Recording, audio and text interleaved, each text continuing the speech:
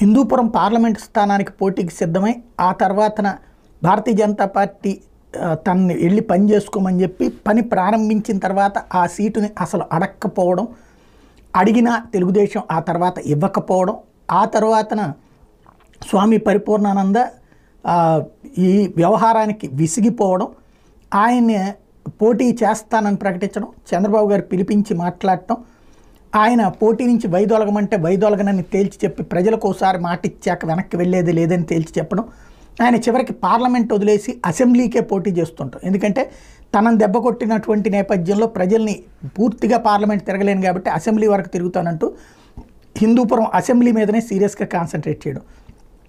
ఇప్పుడు అక్కడ మరి ఇండిపెండెంట్గా నామినేషన్ వేయడం, అయితే ఇండిపెండెంట్గా వేసే ముందు రాజీనామా చేస్తానని ప్రకటించారు. కానీ ప్రస్తుతానికి రాజీనామా చేయలేదు. ఎందుకు అన్నటువంటి పాయింట్కి వచ్చేటప్పటికి ఇంకా బీ ఫారం సబ్మిట్ చేయడానికి